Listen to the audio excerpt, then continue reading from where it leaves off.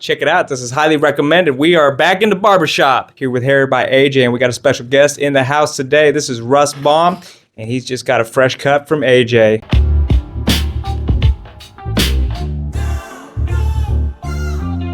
What do you think of the new cut, Russ? Dapper is what I think of the new cut. Amazing. I think it's the first time that I felt tears come out of my body and shakes over over a haircut. Actually, wonderful, but I actually did get chills during the haircut. Towards the end, I know we were listening to some music and we were talking about some pretty deep things, but I got some chills, and I think it's the haircut. Well, shout out to AJ. He does magic, like we were saying. It's sort of a work of art, the way he takes the haircuts. So thank you for allowing me. Oh, man, it's a What pleasure. a great canvas, young man. Well, thank you very much. No problem, anytime. We're just here to give each other compliments. Russ, you are on the road. You came into town the other night, saw you perform at the Tin Roof. Shout out to the Tin Roof in Kansas City. Now you're on your way back home after you get done here. So tell me about where you're from. Said Indianapolis. What's it like where you're from? Indianapolis. We call ourselves the Crossroads of America there. Lots of corn, one big city. And then I grew up in the corn. I wasn't in the city. So I just kind of, that's the life I live in Indiana. That's what it's all about, is really rural life. And, that's all I can really say at the moment. Now, would you say the style of music that you play is common to the area you're from, or are you bringing something new? I think I'm bringing something new, but I feel also like holding root to like Indiana music. And, as a matter of fact, my new album is coming out. I like to say it's Indiana as fuck. Our drummer's a big, Blake is a big fan of John Mellencamp's drummer. So he's got a lot of that Kenny Aronoff sound, is his name's Kenny Aronoff. So we went heavy on the Aronoff snare. Yeah, heavy on the Aronoff snare to make sure that we were like kind of catching that classic Mellencamp beat that's in it, because that's Indiana. And then we've got some other guests on the album. There'll be like a Reverend Peyton's Big Damn Band, who's a blues porch band that's considered to be like a #1 porch band in the world. They're a blues slide band in the world. And he's Indiana and a neighbor of sorts. So I'm bringing in like as much Indiana as possible on the next album before we break into like hanging out with my friends from the West Coast and putting them on the stuff for the next project. Nice. And you're talking about, obviously you claim some influences there. I mean, how would you describe your music? I call it folk rock, ska, Americana. It's because I'm really into the folk rock, the folk music side. I really fell into Townes Van Zandt, who's a Texas songwriter. So I fell heavily into folk writing when I found him. Jack Johnson led me to all the vibe kind of stuff that I have around me. Kind of the loving vibe really comes from that. I'm a big punk rocker at heart too, so the rock is really more like a punk rock than it is like a rock and roll rock. But then the ska fits in with my punk and gives that light vibe, because I like to make everything have like a positive feel to it, and I think the ska comes in there. And I'm from America, so I'm Americana. I'm telling stories from my travels all over the world, but that's an Americana style of storytelling that I like to do. Just from watching you perform the other night, I could see all those different influences coming out. You were doing cover songs, but you were also doing originals, and you could see that broad range of genres that you kind of are influenced by. So I definitely want to touch on your travels and everything, but as of right now, real quick, do you want to throw out some names and who you got as far as a band with you? Oh yeah, right now with the RB3 Russ Baum trio, it's Blake Hummel, and he plays the drums, and then Brian Doherty. He messed with me because I got his name wrong once, and he always tells me to remember it as Doherty, but like it's that's how you spell it. So I know, yeah, he always messes with me, man. So I always got a Doherty is what I like to call him. So, but anyway, that's the band right now, and the three piece that's doing the album that's coming out here at towards the end of the year here. That's in completion. I'm leaving here, and on Wednesday I'll go in to do final guitars, and then we're down to features. And so we'll be doing features, and then it's done and out the door. Excited about it. Yeah. Shout out to the Russ Baum trio, and that was Blake and Brian, right? Yeah. Yeah. Shout out to those guys. Mm-hmm. Be excited to see you guys all together next time you come through, if that happens. Now, AJ wanted to touch on some of the traveling and tour. I'm gonna let AJ take this one. Well, us chopping it up in the last couple of days and everything, man, you are all over the world, not just the United States. Can you elaborate on a little bit of that, on what it's like being across the pond, doing the same stuff? Does stuff work the same? what's your favorite country besides United States of America? Of course.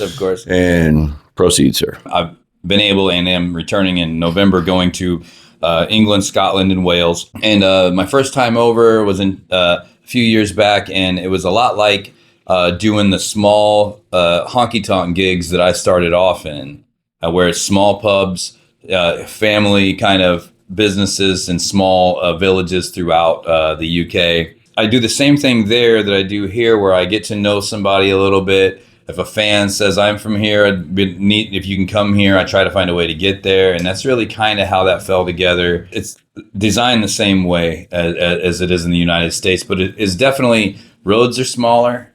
Not everyone's speaking the same language. They're kind of on the wrong side of the road. They really like storytelling. And they're really into American pop culture. Hollywood. Yeah, it's interesting, like that kind of stuff. But they're also I don't know. It's a great conversations over there. Just great conversations. You hear like all the different what they're into and what we're into. But it ends up being the same when it comes to family and coming together, like what you guys are doing here, where we come together in the name of music. We figure out what everybody's passion is in it, and then everybody kind of works together to create something community wise. And I've been lucky. Like most of the spots I go into, I'll find an open mic night while I'm there. So I'll try to join an open mic night after my show or before my show, or and try to just really get in with the music people and see who's doing what, who's writing here, like where are our original people at, and I cultivate it from there. So that's been like a really neat experience to know that you can do that over there. But the food is very different. And the culture is different, where like it's not normal necessarily. Like you can go find a McDonald's, or you can go find spots here and there. I'm not a McDonald's person, but why I bring that up is like, if you want good food, like really, like they kind of close down, throughout the day at different times during the day, because the culture will, like when the kids are getting out of school, you can't go to a restaurant. Really? Everyone's, they've gone to take their kids home from school and get them ready. And then they come back to work. So like they'll have like a break in their day and then come back, which I see as created a balance that we don't have here in the United States, and a thoughtfulness about, it's a different kind of thoughtfulness that I think that the culture developed since they've been around so much longer than we have. I saw that and I found that to be fascinating. With all the places that you've been, do you have a specific memory, either like a highlight on How about a venue? I've got across the pond venue. Here's one of the questions you asked was, what's my favorite country outside of the United States? Scotland right now. I would love to have a small cottage in Stranraer, Scotland one day. It's right on the coast. We're playing Stranraer here in November again, but it's a coastal town, and across the coast is Ireland, and like the ferry goes from this little village to Belfast, Ireland. And now that I have like kind of family and friends there, I have a dream and a hope to one day, like that's literally like in my retirement, I really do hope and pray that I can somehow have a little spot in that village. It's just amazing. My favorite venue would be actually the 6-man cruise ships, like where we went out and we did that on the back deck when the sun is setting and there's no PA and there's a ton of people. We were able to perform and do an acoustic set, and that was 2023. And at that moment, I was like, "This is my favorite show of all time right now." I don't know until I beat this moment, just because I feel like I got touched by spirits or something at that time, where I was just like, "Yeah," I felt like I just saw my whole future, and so like now I'm kind of living in what I saw that day, and so like that's right now that's my favorite. I couldn't ask for a better moment, as I kind of had the clarity, and it didn't go the way I thought it was going to go, but it's exactly what I saw that day, and it's feeling really amazing. So nice. So we've been touching on some of the things that you've done recently and some of the things that you do have coming up. Take me back. What was the point in your life where you started playing music, and when did you think that you were actually going to take this to where you are now? I started writing around, I was 22 years old. So I started writing around 2022 when I started writing. I picked up an acoustic guitar to entertain my friends. I had played knew a few chords, like power chords. I played some punk rock whenever I was 16 with an electric guitar, but I sold it for a car payment when I was 18. And then about 2022, my buddies were all hanging out, watching football games, and we were about to go camping, and somebody made some comment about, "Man, I wish we had somebody to play a guitar," like kind of a joke, because we were all kind of jocks and stuff like that, I guess. And I was like, "I got a guitar." or I play guitar is what I said, and they just called me a liar. And I was like, oh man, no. So I went down to the mall and bought a $200. Well, actually, I think it was $130 for a New York Pro blue. I still have it at home, but I bought it. Good for you. And I started messing with it. I picked up the chords pretty quick again. I remembered, and all of a sudden, I was singing, and my friends were into it, and they were, partying. So I started writing songs about partying with them and trying to make comedy songs because it'd make them laugh. Because I was just in it for entertainment and joking with my friends. And then I started. I had a couple of songs that all of a sudden I watched the biggest guy in our group break down and cry over this music, and it was hard to pull that out in that environment with all my tough buddies when I was 20 years old. And so whenever they saw it, I felt like I had something different. And at that moment, I was like, man, I don't know, maybe I'm into this. Maybe this is like what I'm about. And then by the time I was 28, my son was about to be born, and I had worked my full-time job and started hustling where I was playing weekend shows every weekend. I was playing, in the region and in the area, well, locally, I guess. And then there it was, my boy was born, and one day it came in like God, where I was given the choice by the universe. It said, either you want to live this dream or you want to give it up, because you have to pick one. You're either gonna continue your 9 to 5, or you're gonna do this. And I was 28, and I don't know how else to explain it other than it was a bolt of lightning. I was driving down the road, and all of a sudden I called up my girl at home, and I said, I'm sorry, but I'm gonna have to quit my job this week. And I said it with like a question mark in my brain, and she's like and she's like, what? And I was like, I don't know, babe. This is gonna get weird, and we're gonna lose a lot of things. I said, but I got to do this, and I can't explain it, and I did. What year was that? 2009, and I've been full-time ever since. And at that point, I hadn't gotten out of really my local area. I'd gone to like a couple towns outside of my local area. I was making better money even at the time then on my shows almost than I can make today, because I was popular in my local spot. But as soon as I got out of my local spot, money went away immediately. So all of a sudden it went down to like $50 or less to get a show. And all of my friends that used to show up and turn out all started having kids. So all of a sudden my local crowds were gone. And so I had to reinvent myself completely from, and my style now has completely changed from what it was that day. So, but all the influence are still there. So now it's 16 years later, and in my mind, I thought it was going to take a while. So here I am, letting it roll. In a few, hopefully, maybe you'll do a little something, play a little something. You want to do something from back then, and then do something from now? I can. The first person to do a little jam in here. We're going to have Russ play, and we're going to record it. We're going to see how that turns out. So stick around to the end of this video, because that's going to be there. So I do like to find out a lot about a person, just knowing how they grew up and stuff. So you were talking about, you consider yourself a jock when you were in high school or you're in your 20s. What were you like as a kid? I mean, what was your childhood like? Dad was a truck driver early on. I caught on to the idea of music super early because when my dad was out driving trucks, now he would have a guitar, and he never really played much in front of us or anything like that, but he had a guitar. And I got it in my brain one day when I saw the band Alabama on a TV show playing for a ton of people. The lead singer looked like my dad, but I was only like 3 or 4 years old, 5 years old maybe. And I got it in my mind that that's what my dad did. So like I ran and I told all of my family that my dad's on TV and all kinds of stuff. And my uncles laughed at me and stuff because I was just a silly kid, but I never let it go. My parents both worked through the 80s and 90s. So that's like really a lot of alone time, because they were working all the time. And at that time, it was pretty normal to be alone as a kid or come home and, I'd spend several hours a day, like no parents around. So I got wonderful memories with my sister about that. My parents got their divorce when I was about 15. And that just made life different. It's what it always does when people go through things. And I left the house at 17 and decided to live on my own.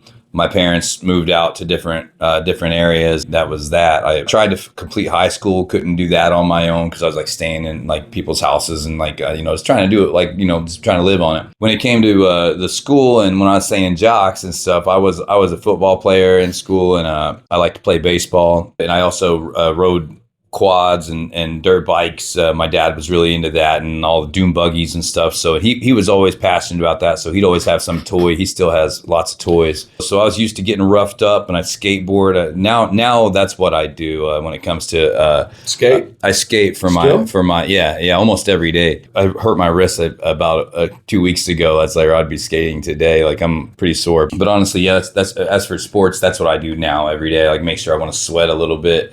With skating and take a little pain, no pain, no gain. For the skaters out there, what were you doing when you fell? Were you trying to attempt a trick? Or Oh no, it's embarrassing what I was doing when I fell. I was literally adjusting my feet. I was like, I feel a little out of balance, so I just adjusted my feet. And next thing I know, I was coming down and I was eating shit. I couldn't believe it. I was so humiliated. I was like, what happened? And then I was, but I'm all right, and nothing broke. Just like probably. I don't know. I don't know, man. Hey, that's your livelihood. I know I had to cancel one show because of it. Are you serious? Sorry, Madison, Indiana. Yeah, I had to cancel a show because I couldn't move my wrist. You could have sat down. Dave Grohl went up with the cast on him and played the chair. I know, but strumming the old guitar didn't work out that way with the right hand. Without a doubt, my wife will remind me. I'll be wearing my gear like in the helmet. When I go skating. Isn't that crazy? Russ is gonna look cool as hell with his full pads and helmet, but at least it's gonna protect you. Yeah, right. I'll probably get ridiculous pads. If she's gonna make me wear them, I'll make it look obscene. It'd be so stupid looking. You'll look like a vert skater. You know, they're all padded up. So yeah, like the kid from Sandlot. You know the movie Sandlot? Oh yeah. All right. When a kid walks up, he's all on the foam. Yeah. That's gonna be me. Yep. Be like ready to skate. But you got to protect those wrists and arms, especially. Yeah. Don't be breaking your arm and not being able to play. That'd be a real bummer. So you're talking about some of the things right now that you do, like you skate. That kind of helps you keep active, keeps your mind right. As you're traveling around, what are some of the other things that you do to just stay in the zone? Meditation has been my zone. Like that's been my savior of this year. I started really getting into that this year. Being able to separate myself from the noise, because the noise is and the chaos that's involved when you're on the road, like when you have to turn off, and then all of the things at home and all of the business deals or all of the booking and all of the things we got to worry about. It just gets so much clutter, and without meditation and finding like a moment for myself. Every single day, at least I like to give myself a 15, 20 minutes, just the reserve time for me a day. I know sometimes we need more than that, but definitely need more than that, especially with what you guys do. But when you're on the road and you can find 15, 20 minutes where you can do that, it's like the most amazing feeling. It's like a whole night's rest in 20 minutes, man. That's like a great feeling. You've mentioned yoga a lot. Yeah, I'm self-taught yoga. I watch other like yoga videos and stuff like that, and I've never gotten like a teacher or anything or anybody. But I do have friends that get into it, and they give me tips here and there along the road. But now I've kind of got my own. I like to call it like a whatever dance, like whatever nature's dance is, whatever is happening, my body's doing it. I'm not trying hard not to think about it. At the same time, while I'm doing it, I'm trying to think a lot about quantum mechanics and the ideas of electromagnetics and all kinds of like my brain goes into lots of like that. I have a lot of passion for quantum mechanics. So I get in there and I start thinking about really what the world and our environment and what our experience is made out of.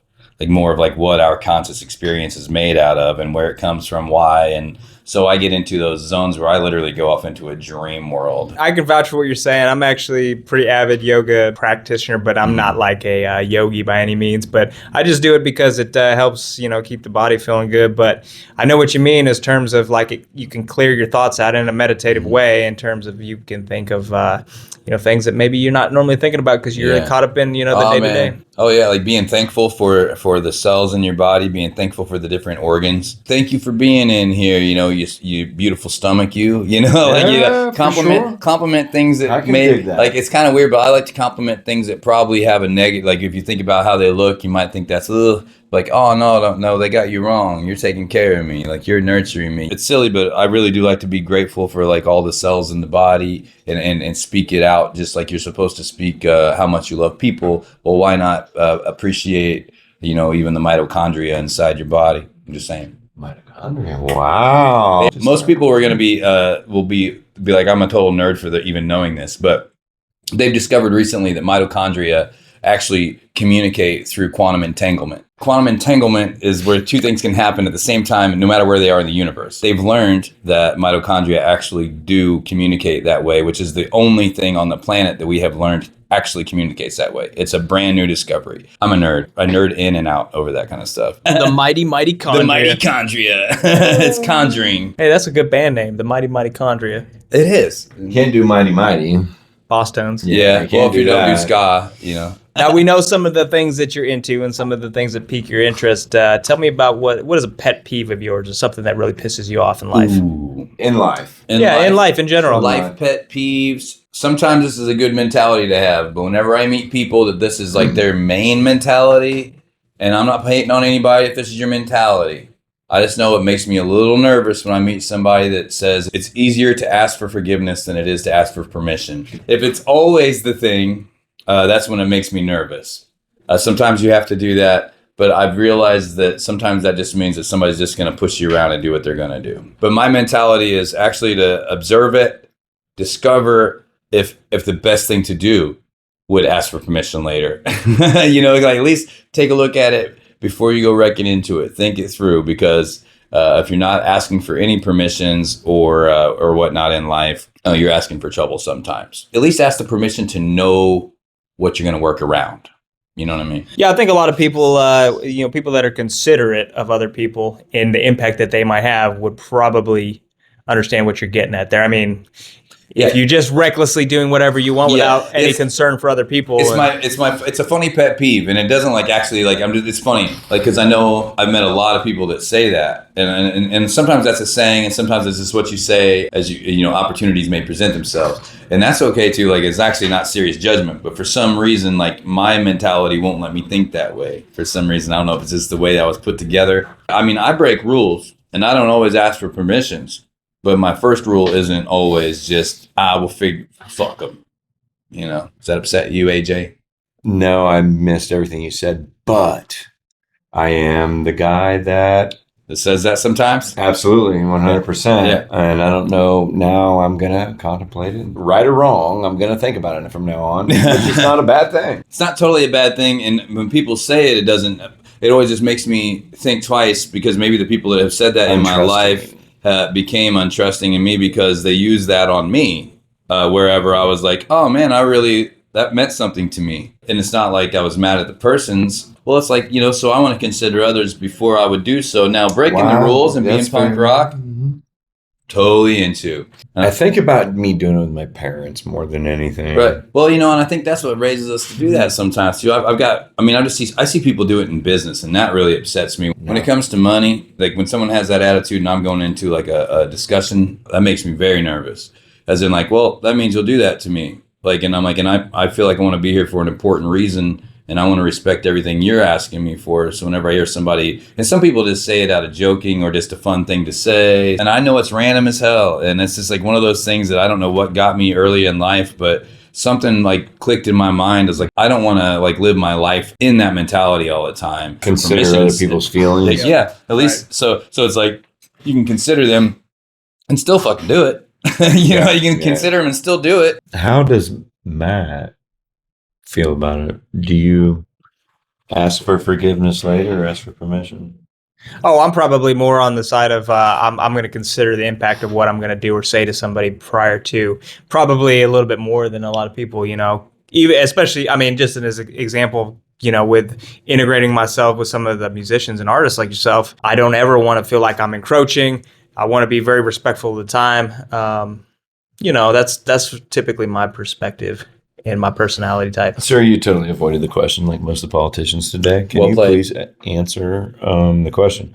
Would you rather ask for permission or ask for forgiveness? I don't think you were listening, AJ. Now I'm going to just ask for forgiveness with your ass. You know, just because you ask for permission and doesn't get it doesn't mean you can't do it either. Yes, sir. You know, that's where I'm at. I'm like, why not ask for permission? They can tell you no, and you can do it anyway. I know that sounds funny, but it's like if you're really like that adamant, like, no, I've got a drive to do this, and I'm going to ask you, and if I'm that driven, you're not going to stop me, but I'm at least going to ask. You know, and if not, I'm going to figure out how to get it done. I'm always going to ask. I'm just going to look for the opportunity, and just to keep it centric to the music stuff. If I see an opportunity where I run into a band or somebody from a band where I hadn't necessarily planned to talk to them, I bring it up. Do you want to have an interview while we're here, while we're doing this thing? And a lot of times those things turn into, sometimes they don't have the time, and it's just, but I'm not going to walk. Don't get fed. But I won't walk up on somebody blindly with a microphone in my hand and go up to an artist and be like, Holmes and them sitting at dinner and be like, hey man, can I have fucking autograph? I would never do that, right? Yeah, absolutely not. So I think, you see where my perspective is. You guys it's more, you guys got it good. But yeah, so okay, so we're talking about some of the things that earlier while you're getting your haircut that you have in play. Tell me about, you mentioned some cigars and collaborations. Speak to some of the things that you have in the works outside of just the music. Outside of works in the music, side hustles that I'm trying to create and put together. We're doing some collabs with Dank House, the weed growers out in Seattle, doing a product called the Fleener, but they're a marijuana cigar with a very special wrap that's not on your average cigar, and that's kind of like one of my secrets of the product. And it's a glass tipped, beautifully put together with a whole story that's connected to a man named Corey Fleener, that's a pirate from South Padre Island, and the story unfolds when you find the Fleener. Is all I'll tell you. And so when you find a Fleener, you're finding something really special, and it's about a 30-minute smoke. It's really cool. We got insignias, all kinds. It's going to be a really neat product. We went to like some music festivals and brought these things out, and it really does blow everyone's mind, from the new smoker to the old smoker. I'm definitely it's definitely something, and it's not that it gets you any more stoned than another one. It's a fine bourbon experience out of a glass. It's got a specified glass tip. I've really put a lot of detail into what this is and why. So the Fleeners are going to be coming out, and we're also doing a collab with Dank House Brewing Company for THC drinks with the Fleener brand. So those things are coming out. I'm super excited about that for 2026. So I'll be brand ambassadoring. So I'll be collaborating with weed shops all over the country. Like anywhere we go, part of my day will be stopping in and seeing people at the weed shops. Make sure you bring one by AJ's barbershop so we can give that a sample. Definitely. Whenever these are done, you guys will absolutely going to get a sample. Well, let's just have you back, and we can enjoy them together. Those sound like some really interesting products, and that's cool that you kind of expanding outside of just music, because money's coming in from multiple streams. So very cool to hear that. As far as coming back to the music now, you talked about the Russ Baum Trio. You mentioned a new album. I mean, what's the timeline, and what can people expect from you? Okay, right now, timeline on the new album, we're down to just my final guitar tracks and a couple cool features, which will be Reverend Peyton from Reverend Peyton's Big Damn Band, Big Slop. What's up, Slop? He's my man from out in the East Coast. He's one of the guys that really kind of raised and grew through with Brandon Hardesty, Bumpin' Uglies, and Joey Harcum. This is like the guy that they got a lot of their style from. So it's like deep hip hop from Baltimore. So he's on the album. Professional Fool. That's the name of the song. Professional Fool with Big Slop, and he's also a member of the Grilled Lincolns, if I'm not mistaken. Yes, I'm so glad you know that. You're Grilled Lincolns fan? He is friends with James. He is in Grilled Lincolns. Yeah, they performed at Weekend at Wolfie's. Oh, last sick. year, So you met Slop. Dope. Yeah, he's on the album. That James talks about from Drop. Same guy. Yeah. No, I actually haven't met. Just seen the live show. So, Wow. Oh, cool. Small circle.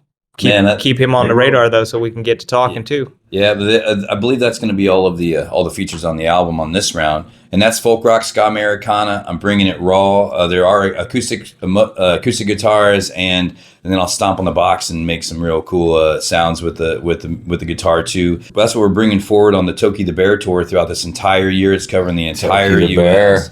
Yeah, and we're going to try to collaborate, or we're trying to collaborate all of the national parks. Are great places. I love to do my yoga in the national parks. I love to camp there whenever I get the opportunity. It's an amazing place to go and get away. So I'm hoping that Toki the Bear Tour, we can start encouraging our fans and people to spend more time in those places and fund that. I'm trying to find a way to help fund, because the government shutting down, things of the sorts, but taking away money from the DNR and all that. Like, I really want to support that. So ideally, the whole Toki the Bear tour is to, I'm Ranger Russ. Blake is Toki the Bear. He's our drummer. He's the one that looks more like a tubby bear. So he's Toki the bear, and we're hopefully gonna have like a mascot outfit for him and everything. But Nice. but that's what it's all about is kind of saving our parks, enjoying our parks, and encouraging our fans to go there and enjoy the family time there. That it's completely affordable entertainment, and completely affordable to learn about your environment and find peace. I know so many people looking for peace of mind, and they can find it in these places, and they don't know Tokyo the Bear Tour is about that. But that's what I got going on there. And then following that up with the next album is already mostly complete as well. I've got 3 projects in the bin right now. So the first one's Indiana as Fuck. It's coming out more or less in 2026 January. I wanted it to be out before Christmas, so we'll probably see a couple singles start to roll out before Christmas. Awesome. And get some physical product in hand. I'm gonna release physical product out to the fan base before going to the streaming. How can everybody find your merch? russbaummusic.com/merch. And my wife makes all the merchandise also, so she puts all the merchandise together. So like we're in house there too. So when you buy merchandise, there's no middleman. You're helping us write out. She's an artist too. So anytime we do that, it supports our whole family at home. So merchandise is like a great way to do it. Before I forget, I haven't asked anybody this, and I always forget. The best way to support you guys is through merch. Coming out to the shows is probably a good one. Well, and VIP. Yeah, VIPs are a great way to add. Like that's like the people that want to go the extra mile, the fans that are into it, that have the ability to go the extra mile. During COVID, people would, even before, I could get a USB drive of your show. If that makes sense. Like I could come up and like that would be something that you could sell that would go directly back to you. How come you guys don't do that anymore? I just haven't had anybody for myself, haven't thought about it, because I know the Grateful Dead guys would do that. Like it's always like this USB drive. Like I got the live show. You and you. Yeah, there's a lot of bands that I think really do that. The landscape has changed with social media. I mean, it's almost like, is that a thing of the past that just doesn't really appeal anymore? Everybody's putting everything on social media, or even on YouTube. There. You could put it live on YouTube. Yeah. And the physical thing isn't necessarily what people are after now. Yeah, it's true. It's true. I realized with the fans, we have fans that the fans aren't all the same. They all might like the same music, but some of them are just phone listeners, and some of them are vinyl holders. Yeah. Some of them are CD people. And if you don't have all of it, you're missing out on somebody. If we thought about the music industry, you think about like, oh man, I'm going to have like 10,000 albums, though I can't afford it, or even 1,000 CDs or something. A lot of numbers where they used to be so expensive to create them, so then it wouldn't make sense. Where now it's like, well, you can get 100 CDs for $300 that are really printed up nice to this whole thing. So now I'm $3 in, and all I need now is to find those 100 people that listen to these CDs instead of trying to sell 1,000 when it used to be so expensive to get 100 of them. It was like almost $800, where you couldn't make money or so. I think the CD, the physical industry has come back to a certain degree, and I'm watching our kids are Gen Z. So they're 16 and 18 years old. My 18-year-old listens to nothing but CDs. Like, really? I still listen to CDs. She goes to the shops. She goes to the record shop. She listens to vinyl too, but she's got her vinyl collection. But she's collecting CDs and cassette tapes of like her favorite new bands. And it's like, and if my 18-year-old is in college and walking into the college store and there's a coffee shop in there, a music place, and booze in there, and then CDs, tapes from brand new artists. Like you can go, it's wild to me. But and then a bunch of kids shuffling through them to go home to their CD players. It's wild. It's like the 90s again. But I've noticed that. I've just been in it, and I've got a kid that's that age, so I feel like I've been privy to that information to see it happen in real life. I'm like, this is nuts. But I'm watching it happen, and I'm watching the artists make money off of CDs again. And that's just my opinion. But I feel like that's actually rocked back a little bit, and anybody that's not jumping on the train a little bit is missing out on a lot of cash flow. I get all the time people need them. They want those physical CDs even. It's wild. I still listen to CDs, but I have a CD player in the truck, and it's 2018. Yeah. As we gravitate forward, it's not in there and everything. Yeah, I don't listen to them. But man, I have to say this. Has anybody ever told you look like Patrick Swayze? They have, actually. I knew it. Friends called me Patrick Swayze, and ever since back in the day, and I rolled with it. They also called me Dale Jr. I looked like Dale Earnhardt Jr. for a while. You do now with that stash, bro. Right? Mm-hmm. And then one more thing. I know you have a wife and kids. Yeah. How is it coming out and doing everything that you do? The driving, the staying, the going away from the family and all of it. And I know everything changes as they get older, but tell us about the struggles or the good. Yeah, I can tell you, I've gone through the struggle. I went through the struggle to learn this. If you're after this or I would think that it would apply to anybody that's in an entrepreneurship or in trying to take their own freedom that we are still allowed to have in America to control our own lives and have our own businesses. The balance everyone talks about. Sometimes we always think about balance as left and right or 50-50. How do you balance it in the middle? But what I learned is that it's very important to get that your personal time in, to balance your personal health, balance the health of your family second, and then balance the health of your business. Once I got that figured out, or not figured out, but accomplished, and I was inspired by a very important person to me. AJ Corielli is his name. He's a very cool person. That I have no reason to spread around the amazing things he's accomplished, but he inspired me to write a 5-year plan almost 9 years ago. And he made sure that instill in me that like I had to have a business plan and a personal plan. And he assured me with that if once I got the personal plan in place, that my business would start to soar. It took me a minute to get it right, but once I did, I'm watching it. I used to be doing 250 shows a year, 220, 250 shows a year, and still coming home, still struggling. I kind of added it up one day. Me and my wife, check it out. This is how I came to the numbers.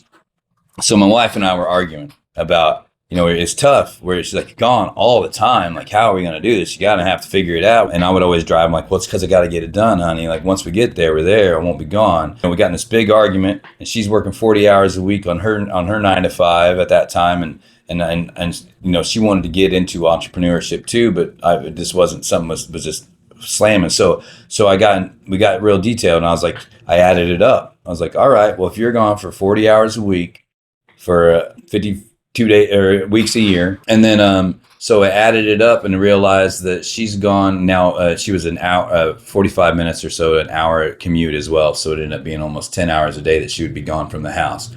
So I added it up and I came up with like 84 days. And I was like, damn. And so I showed her, I was like, you're gone from the house 84 full days a year. Like, that's what it adds up to. And that's so like, you're missing stuff, I'm missing stuff. And then I started thinking about it. And I was like, well, if you're gone 84 and I made an agreement with her, then if I get 84 days on the road this year, then that should be fair and square. You're gone 40 hours a week. That officially makes me gone 40 hours a week, but just for those time periods straight. So anyway, I did it. So I've ended up with and now I am moving the show level back up to about 120 because I realize a little bit more is needed for the time being, but not up to 250. But the balance is there, and it ends up being very close to what your average 9 to 5 away from the house really is. And so once I realized that, I said, well, that's my limit. That's what I'll only take shows to this number during the year, and the rest of the time I'm there with my family. Now, since I did that, I've never missed a birthday. I go into my calendar. The first thing I do before I'm like, man, mark off those days. Yeah, holidays, birthdays. That's it. You go to your calendar and take all your personal days and all the important days for the family. You wipe all those off first before you think about work, and then hold steady on those days. As hard as you can, and if somebody wants them, they're going to be expensive ass days. And my family, and make it worth my while. Yeah, it's going to be worth my while. Once I did that, it eliminated so many other days for me to even think about being on the road. All of a sudden, those days were off the calendar. It's almost like eliminating days that I just didn't need to think about. So now I'm able to organize my business in such a way that I'm like, well, it's really easy for me to understand what no and yes means. Where before it was just yes, yes, yes, yes, because I don't know when I'm going to have enough to say no. And then once I found that balance, I just watched my children get happier, my wife get happier, my life gets happier, I get healthier, I stopped coping with alcohol, I stopped coping like all the things that I was doing. and all of a sudden I'm in order and my business is making sense, and I'm just watching it work finally. And at this point I'm grateful to have survived all the rest of it. But our family has been well balanced now for a few years, and it took me a long time to figure that out. But anybody's trying to figure that out, those numbers, they add up. It really changed my life, like just to think about it that way and then go ahead and take action on that. Like, changed my life. Thanks for sharing that, man. It's I know it's tough. I know your kids are older, but think about all the young kids and everything else. Yeah, my kids grew up through me doing that. You know what I mean? They're older now, but I've been doing this for 16 years. So like they had to, you know, my boy had got the abandonment the worst in this. I was with him for his first 3 years every single day, and then I started touring. I got out to touring, and then he moved with his mom and had to spend from 3 to 7 with his mom. And I still got to see him. Like, we had a great relationship, and I still went, you know what I mean? I was a good dad, but I wasn't able to be. I was gone 250 days a year. And whenever I came home, you know, he couldn't adjust his life for me. His mom couldn't either. So, but he got hit on that. But now we're all, he's lived in our home now since he was 10, and we get all that love back. And, you know, his mom needed the recovery time too. So life does what it does. So we're a good, happy family now. But, you know, you go through some shit to get some shit. What's your favorite food? Steak. Favorite color? Green. Age is going to hit you with a rapid 5 here. What do you got? What else? Brunette or blonde? Brunette. He's got to consider his wife's hair color there. Yeah, actually, raven haired is what she likes to. She likes to dye her hair black. Whatever my sexy girl got on her head is what I like. Was there anything else that you want to shout out to the fans, people either that know you or people that might be finding out about you for the first time? Fans that know me, I'm going to throw out some love because this interview is together thanks to Camp Busted Kids. Shout out to the Camp Busted Kids. Camp Busted Kids. Indianapolis. Got to say shout out to KC. We're out here in Kansas City. AJ and Matt. Obviously, thank you, gentlemen, for making me dapper. Thank you. Thank you for the music. That's all this, man. I just showed up and filmed it. Thank you for the music. Music saves lives. We've talked, man, and we wouldn't be doing this together if we didn't believe in the same thing. So, and for the fans of the music and the words, thank you for believing. Thank you for listening to that. And if any of the music becomes a remedy in your life, please share it. You know, if it makes things feel good, please share it. And thank you so much for your time and attention for this. I mean, what a lucky guy. Like, share, follow. Yeah. Like, share, and follow at russbaummusic.com. Anywhere. Actually, like, share, follow Russ Baum OTR on Facebook, at Russ Baum Instagram, and at Russ Baum TikTok, russbaummusic.com for all information, tours, merch, all the stuff. And with that, Russ Baum in the barbershop with Highly Recommended and Hair by AJ. And we're out here. Peace. It's called Professional Fool. The unpredicted broken heart in Baltimore, thanks to a fresh verse about a lonely girl. And she is struggling hard to make it. She let some demons in her life mistaken. And when the tears fill up my eyes, I looked at my old friends as if to say I love you. I could not be here if it was not for them. And it's frozen in the harbor, and it's warm inside our heart. The life is cold, that's a real excuse, and we can shine like stars. And I'm a professional fool, I'm not for you, I don't fuck around. I lead a life the way I need to, even if I'm breaking down. And to all of my friends, will you stand with me tonight? You help me meet my ends, this life is good, and your light is bright. And bring up your BPM, I couldn't ask for more. Take these vibrations from a lovely score of the music that connects us. It is a heart that binds, and a man who seeks is a man that will find that you got nothing to lose. I'll show you the living proof. Rekindled enemies and friends reunited under one tin roof. You see, this life, it ain't so simple, and great friends are hard to find. And yeah, I may be good for nothing, but nothing to me, that's just fine. And I'm a professional fool, I'm not for you, I don't fuck around. I lead a life the way I need to, even if I'm breaking down. And to all of my friends, will you stand with me tonight? You help me meet my ends, this life is good, and your light is bright. This life is good, and your life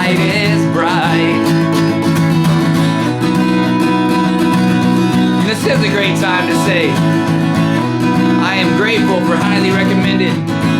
I am grateful for Hair by AJ. And my wife is grateful for Hair by AJ right now. And I'm a professional fool, I'm not for you. I don't fuck around, I lead the life the way I need to, even if I'm breaking down. And to all of my friends, will you stand with me tonight? You help me meet my ends. This life is good, and your light is bright. This life is good, and your light is bright. This life is good, and your light is bright.